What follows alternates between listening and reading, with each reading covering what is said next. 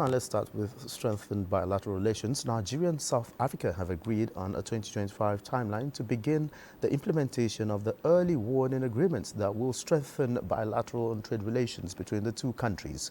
This was the highlight of the 11th session of the Nigeria-South Africa Bi-National Commission (BNC) co-chaired by President Bola Tinubu and host President Cyril Ramaphosa in Cape Town.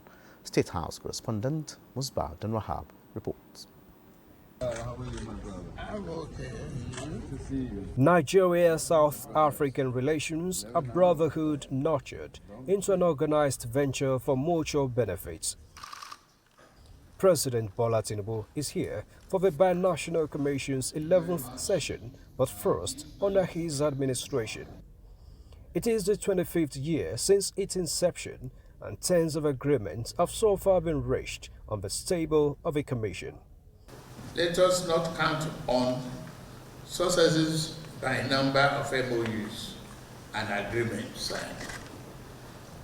They will be mere papers until we implement them in spirit and in letter.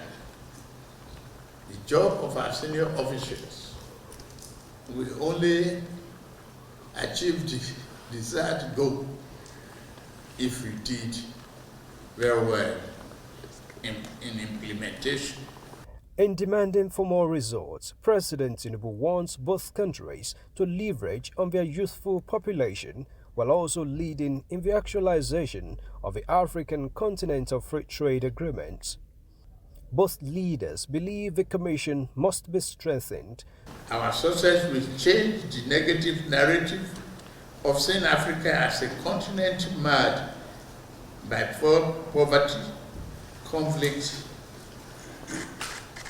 without leaders to offer the kind of transformation, reform the continent deserves. Together we must work to position our continent as the continent of the future and to realize the vision that was crafted by our forebears, that of a free, independent, stable, and peaceful Africa. We seek to expand cooperation in oil and gas, aviation, telecommunications, and ICT sector, digital economy, manufacturing, and financial services, retail and hospitality, amongst others.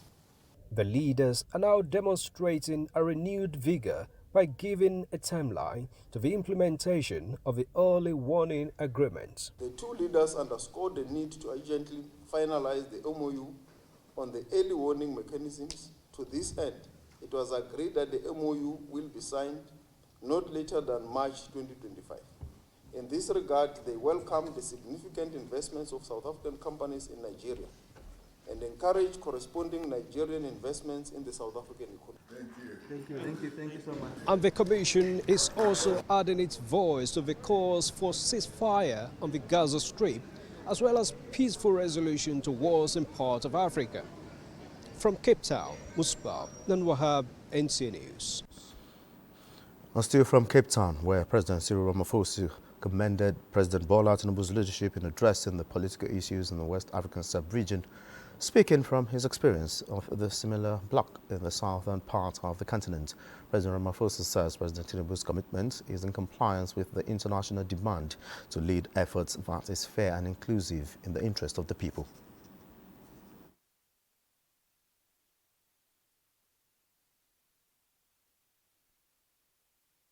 We commend your work as chair of ECOWAS to promote dialogue, mediation and conflict resolution in the pursuit of peace. We applaud Nigeria's unwavering support to regional and continental unity. Our regional body, the Southern African Development Community (SADC), has been working to address challenges in our own neighborhood. We are seized with situations in the eastern DRC and the post-elections developments in Mozambique. There is agreement that these challenges will be resolved through peaceful means. We are witnessing progress in the consolidation of democracy on our continent. President Tinubu, recounting his sacrifice during the popular demand for democratic governance in Nigeria, says he remains committed to the cause of democracy on the continent. For me, I've been hard and intimidated and detained for the principle of what I believe in. But today, I carry the touch of that freedom, value,